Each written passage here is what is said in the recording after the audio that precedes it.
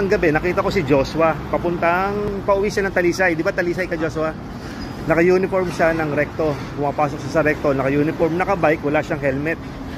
So, pinara namin mag-asawa. Natakot kaya yata pinara ka namin, ano? Tapos yun, sinabihan ko pumunta dito sa bahay dahil wala akong dala helmet isang gabi. So, nandito si Joshua para bigyan natin ng helmet.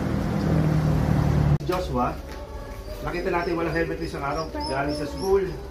So, bibigyan natin ng helmet. Joshua, itong helmet na ito galing po kay Rizaldi Canare. Si Rizaldi Canare, umakarera yung big bike, malaking motor. Champion niya. Kaya pasalawatan mo Tito Saldi Canare. Salamat po, Tito Saldi Canare. Salamat po. Sigano yung tiga-Bataan. So, ano mo na? Ito mo pala ay may ilaw. Pindutin mo lang, tapos kung depende sa pindot, iba-iba yung design ng pindot. Tagalan mong pindot, mamatay. Tapos USB charge siya. Dito lang yung charge mo siya. May port siguro. Yung cable. So, ito yung helmet. So, mo, testingin mo. Ito lang.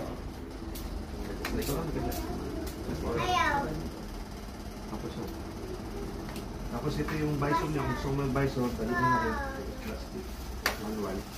So yun, pasalamatan mo ulit si Tito Saldi Canare ng Bataan. Salamat po ulit, Tito Saldi Canare. Canare po. Yan, ng Bataan. So Saldi, ito na yung huling helmet na pabigay mo para binigyan natin kay Joshua. So Joshua, ito yung salamat ulit. Po. So nabigyan na natin yung bata, si Joshua, ng helmet. Kasi noong isang gabi, papunta kami sa biyenan ko. Nakita namin yung bata, naka-uniform, naka-bike, galing school. Tapos madilim na. So, ginawa namin ni Mrs. Tumabi ako, pinara ko siya. Natakot nga yung bata eh. Akala ko nga, hindi sisipot ngayon. So, pinapunta ko dito sa bahay kasi wala akong dalang helmet nun eh. So, maraming salamat sa mga tumutulong sa akin na mamigay ng helmet, yung mga nagdo-donate ng helmet. Yan, katulad nung kay Saldi, si Aldo Sakino, meron pa siyang helmet dito na bibigay natin. So, maraming salamat. Tapos, ina-encourage ko lahat ng mga gusto magbigay ng helmet para makatulong tayo sa mga bata o kaya sa mga nagbibisikleta papuntang trabaho o pauwi para maging safe. So, supportahan nyo yung page natin, Helmet Save Lives.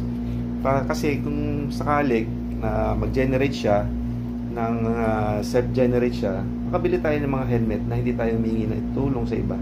Maraming salamat po. At saka, pagpapahabol ko, please like and share yung ating page, Helmet Save Lives. Thank you.